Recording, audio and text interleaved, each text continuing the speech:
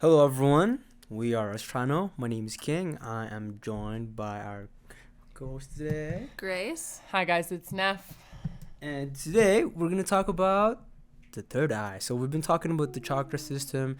Now we're diving into the third eye. And I think this is one of the most interesting part for me with third eyes because, I feel like the three of us here have experienced some crazy things in life. And I want to open up the conversation by asking you guys what is the third eye for you? How do you define the third eye? How do you perceive it? So I'll just kind of touch base with mine. So I think the third eye is, it's the seat of your intuition, and it's really where your insight and your wisdom can be found. And for different cultures, it's like they have this depiction of like having another eye in here, which apparently you can see ghosts and stuff like that, which you can actually if you worked on that spot. But I'll let the ladies here continue. But Yeah, the third eye is, in my opinion, yeah, it's your, I don't know, like we can't see fully what is going on around us. So the third eye is kind of like that door that lets you see into what is going on around you and what is behind the veil, or what is going on in the other dimensions that are just beyond our reach. And yeah, it's definitely in intuition. It's just seeing, and it's kind of it's not knowing, but it's like a, I don't know, it's just like a gateway into your higher self, your higher beingness, in a more it's more quantum. It's less physical. Like the other chakras are very physical, like the sensation of the body and all of that stuff. The third eye is where it kind of starts to go into higher dimensions, which is fun too. Yeah, like they highly target our third eye by like putting the fluoride in the water. As most of us know, it's going to calcify the third eye. All these toxins and poisons that we eat calcify the third eye. The cool thing though about the third eye is it's so quantum, but it's like the pineal gland is like a physical thing in your body, which is like crazy. And DMT is like an actual chemical that's created from your body. yeah. Woo! So it's like our connection to the higher dimensions as well, right? Like in physicality. So yeah, like the first thing is like you have to start detoxing your body to even get it decalcified, and we'll go into more because there's a lot more you have to do to like get your third eye open and like be at the stage where you can have your third eye open, because there is so much going on in these other dimensions. Like all dimensions are in the same space, right? Like so there could be stuff going on around you all the time. You could have like a cool alien just walking on over there, like sending you all these good vibes, but if you don't have your third eye open, you're not going to be able to like perceive them, like whether that's through knowing or whether that's through seeing through your third eye. And it is like it's a big journey, it's a big practice. I don't know that many people that like fully have their third eye like unlocked and online. You know what I mean? Like I probably know a handful, but also it is getting a lot easier through the ascension too, and people are being more drawn to these higher dimensions and understanding them so that we can heal properly and like know our environment and our power, right? So yeah. Speaking of DMT, we can produce it just with breath work, and through that practice, you can really transcend your being, and you can just blast off. But anyway, so now we're talking about the third eye. I just want to dive into, what are some things that kind of shows people what does a healthy, or what does an open third eye looks like, and what does a closed look like, or what's a healthy third eye, what's a unhealthy one. So what do you guys think? Yeah, like the wounding within the third eye. I'll start. Yeah, you start. So one thing that I notice is it's the fear of seeing the truth. So this is what I noticed for some people, and a lot of people actually, like when in anywhere you go, sometimes they have this version of reality, and then this is the truth, right? But since their version of reality is where they're comfortable and they feel safe, their human body feels safe, they don't want to see the truth because truth could be unsafe. But that's what the human self believe, right? But the truth is never unsafe. It's always safe, you know. And yes, it can be Well, chaotic. safer. Safer, yes, exactly. And that's one thing that I think is causing it to be blocked. And also the illusion, the media. There's a lot of things going on in there to throw you off your balance, especially like I'm not gonna touch into which one, but if you have a TV, you turn that on, that's it. That is pure illusion right there, because it's all just pixels. Mm-hmm. Yeah, fake light too. You know what I mean? Mm-hmm. Yeah, like I think an open third eye would be someone who is able to be like, it's kind of coming out of your comfort zone and coming out of that blinded by ignorance type thing. Like, you have to be able to witness the truth. And I think that allows you to also start opening your third eye. Like, you're never going to be open to new realities and open to new energies coming in around you, or being able to perceive new information if you are restricting yourself to only what you know and only what you believe. So I think it's also like, yeah, just allowing yourself to be open to that. And with that, it's kind of like, I don't know, we were talking about what is the third eye connected to just before this. And it's interesting because the third eye is, to me, it's like it's connected to your heart as well, I think, big time, because it's like, how open can you allow yourself to be? How much can you allow yourself to witness in this reality? And I think that's also a painful experience in this world right now, is witnessing things that feel uncomfortable, because a lot of teachers and spiritual teachers, they'll have to witness really gory, awful things with their vision, because that's how we heal it, is to see this sad stuff occurring, and then to see it with not love, but to witness it, and then give it, hold space for it, and be like, I love you, like, please, like, heal. So if we can do that in this reality too, just remaining open-hearted, then the third eye can also have an opportunity to be like, okay, I can witness new things. Yeah. I don't know.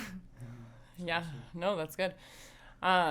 Yeah, for me, like, if we're gonna go like even beyond, like, to the quantum realms now, to the astral body, a lot of the reasons that our third eye is shut down, like, outside of the chemicals and the suppression of it, and them not wanting us to tap into our soul and know about the higher dimensions and know about our true power, like, that it's way greater than just this, like, in this 3D reality, right? Like, that's a big reason.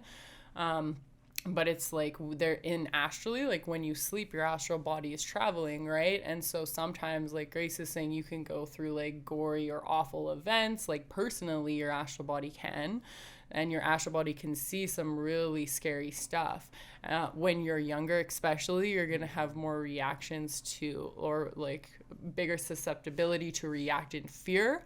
And then you're also shutting down your third eye. Like, no, I don't want to see that. Because, like, quite honestly, I'm sure that, like, some of you have heard this, but on this planet, like, there is a lot of demonic, satanic, frequencies and beings and all of this crazy stuff going on around us. So it is a really unsettling place to be, like, especially as a child, when you don't really know what you're dealing with, right? Because we're like memory wiped since we're born, so it makes it really difficult to connect in with our soul and our power and our ability to hold space, like Grace is saying, in those horrible situations where we need to like hold the line and hold the love, right?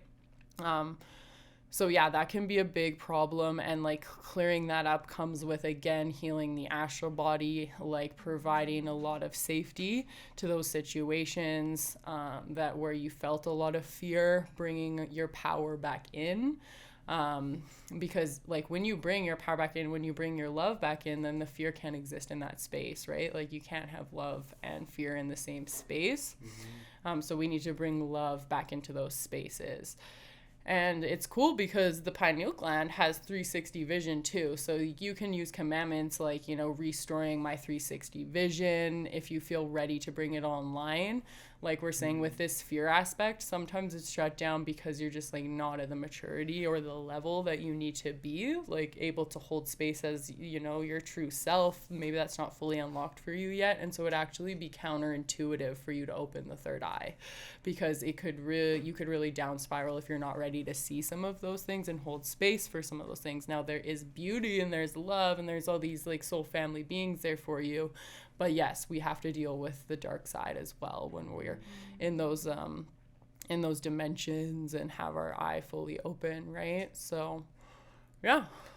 Yeah, and they keep it closed. Like, I mean, we can maybe get into this now. Like, they keep the pineal gland closed, or they give us means to make sure that it doesn't open, like Neff mentioned, the fluoride, which is in our toothpaste, it's in our water, and yeah, there's also means of, like, I've worked with a spiritual teacher who, when she works with people, she says that, like, in the astral, they will put, like, curtains, like, they'll, like, put, like, things over top of your, all, like, these gifts that are innate and natural that we should be experiencing, that we are naturally and organically meant to have. Vision, like being able to see, being able to remember, being able to know. But beings that don't want us to see clearly, whether that is just negative alien races or whatever kinds of beings that don't want us on our mission and don't want us seeing, they can put these things on our vision. So if that aligns with you, you can also maybe just start meditating on that. Like, is there something on my third eye? Is there like a block? Because it's interesting, when mine first started opening, I like could feel like it was so close, like I could almost just like see clearly, but it was like there's this thing, like, what is that thing? Like, it's like literally like a curtain. It's so annoying. So yeah, if you resonate with that, like, just start playing with it, because we have the power at the end of the day. If once we like start picking away at these things that they place over it, we can break past those barriers and all that stuff. So I want to touch base on the like what we were talking about, how they block it, right? And the first one that comes to my mind is with the media. Again, it goes back to the media, how they scare you into, you know, oh, don't go into that like spiritual stuff, that's like the devil's work, right? Especially with religion. And also, it's interesting, I want to share this story where when you said how love can, you know, cure, and you have to have the openness. So if you guys are familiar with sleep paralysis, right? And then you see like some demonic entity or whatever, you can hear, everyone has a different experience. But I had this experience where there was this entity that was just screaming at my face, but then when I just, and it would keep happening, and then one day I kind of like became curious and said, hey, what if, let me just give this thing some love. And then it all of a sudden it morphed into like this just innocent lady. But before, if you guys have ever seen The Ring, just Google it, watch The Ring. It's the girl that The Ring. Yeah, it's just the girl that, you know, comes out of the TV and stuff. It was just like that, you know. And but, you know, so I would just always scream, but like at the end of the day, if you give it love, you know, it's like, oh, and then disappears, and I've never had it again. But it's interesting, right? Because these are the things that, you know, has been kind of like a taboo topic in society. And I think it's the reason is because imagine if, you know, 7 billion people, we worked as a unit, as one.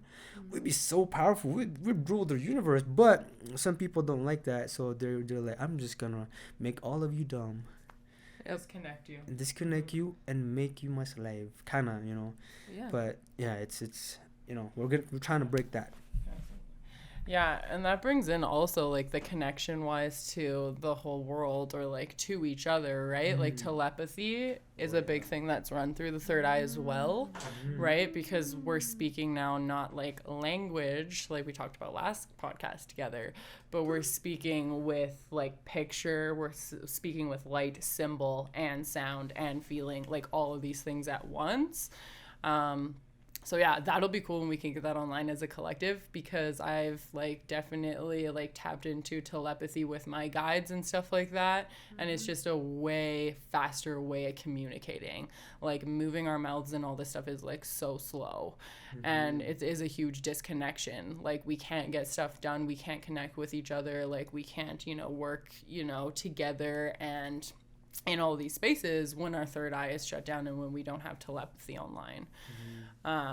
Because like those are the things that I've heard with telepathy. Like obviously we don't have that fully online with each other yet, but like it is a lot of third eye connection, right, with a being connecting your third eyes. So Totally. it's kind of like a fun fact for you guys. Yeah, I think also like kids have, I think I kind of believe this, where when we're born into this world, and if you're healthy and all that, I think it's there.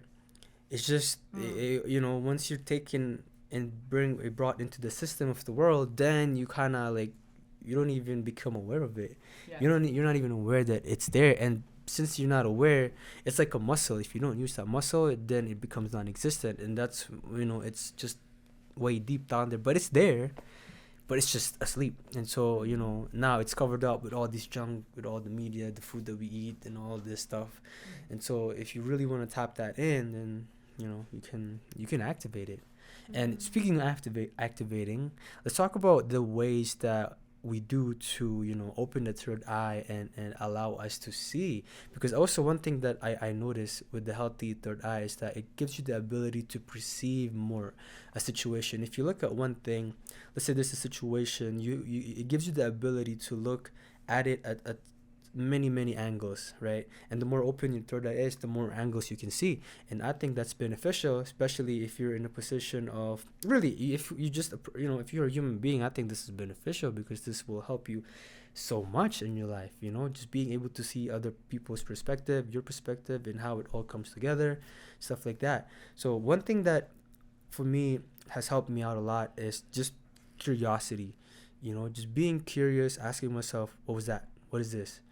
And I've talked about this in the very first podcast where I saw this light and stuff like that. But if you guys want to check that one out, we'll link it below. But that started the journey for me. Like, what was that? Like, and just like the energy to like figure out what it was. And if you have that curiosity in mind, you will just, it's the world, life, it has an infinite possibility that you can be curious to.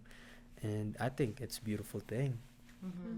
Like when you saw a sphere or something. Yeah, right? And yeah. then you were curious about, holy, what was that? Yeah, cause different dimension or something. Yeah, cause as a kid, you kind of just like, okay, there's this light being, just light speed. I don't even know, just light, just woo, like I was staring at it, and then my mom didn't even say anything, and then I was just like, okay, we're not gonna talk about this, but I kept it, and a couple months later, I talked about it, and nobody believed me, and then my mom, when this was like 15 years later or whatever, we had a conversation, and she was just like, yeah, I saw that too, and I was just like mind blown. It's just crazy, and I wasn't a crazy person. yeah, and and even sometimes in meditations, when we do meditation, sometimes like, I'll tell you guys this story. One time, me, and one other person, we were doing this meditation. I think we were calling some beings at that time. And then I was closing my eyes, and then all of a sudden, poof! Like, there's this red reptilian being just staring at me with, like, yellow-green eyes and just, like, looking, 1, 2, 3, and then gone. And I was just like, whoa, the fuck? And it's just, like, interesting, what was that? But I feel like you have to open yourself up to these possibilities for you to experience them. Yeah. 100%. I think, or I've experienced that the third eye kind of continues opening as it puts you through initiations. So it will and I think it opens more and more over time the more you connect with it. So nowadays, I'll connect with my third eye every day. But when I first started, I think and it's interesting, like you'll go into meditation and then you'll be like, okay, third eye, and then like you'll just like look up, or that's something that they use in yoga a lot, is looking up, or in Kundalini, looking up to your third eye. And you can feel the pressure. It does create a stimulation in that area.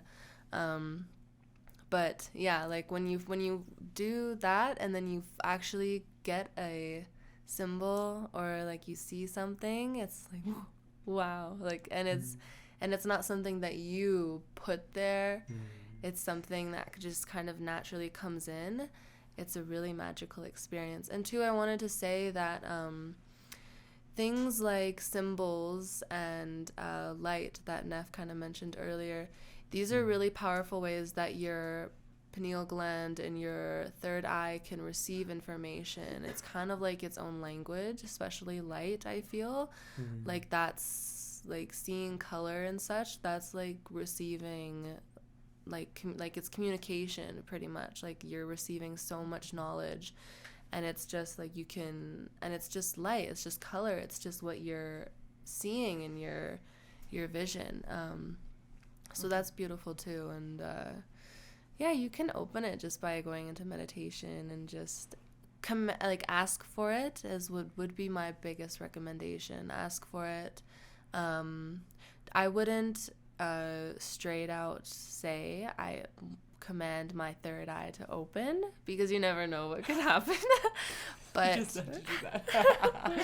no, Good. you know what I mean. Yeah. Just like kind of gently, you can say, hey, I'm curious about my third eye. And it actually, to me, in my opinion, it probably would be shocking if it did open, and if you were like, open, because a lot of people do that all the time. I do that all the time. It doesn't happen. So yeah, just be gentle with yourself. That's our mascot, Blue, Our baby boy, he is here at the house with us today. and he approves this message. Yes, he does. Thanks, Blue. Yeah, guys, like, I'm just gonna second King pretty much. Like, first of all, it's not gonna open if you're scared shitless of everything. So your biggest power is behind your biggest fear. So you need to, and having your pineal gland open is part of your biggest power, is seeing all of these dimensional spaces properly.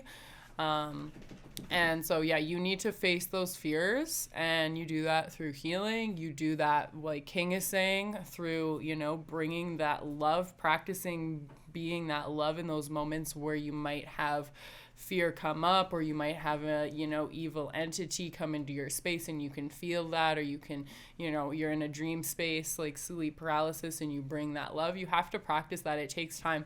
It wasn't like till probably the past year where like I started to like fully not be scared at all of like the dark mother or any of these like creepy things that I'm facing in meditations and stuff like that. But yeah, and then the other practice is like when, like kind of what Grace was saying, when you're practicing in meditation with your third eye, like when you start to get an image and stuff, like don't hyper focus on it to the point where, like, this is my experience anyways. Don't like forcefully hyper focus on it, but you do want to like move into that light. Like King was like curious, like, okay, I'm going to move into that light. I'm going to practice using my third eye because like right now I'm able to see with it. Okay, like moving into that light, being curious, and you can practice like that. Like if you see a light off to the side, like move into it. And yeah, that would be my piece of advice with the third eye and like opening it is, yeah, you've got to face those fears. That's the biggest thing. Amazing. And before we close this off, do we have any last thought about the third eye? Because something for me that I'm realizing as we speak is that all the chakras, they're so interconnected. They're like, when you work on one thing, another is gonna show up, and it's not just like, you can work on it on isolation, but there will something that comes up. So yeah. Yes. The third eye is a magical, beautiful part of you. So be curious, be playful with it. It's a beautiful aspect of humans, and yeah, it is beautiful.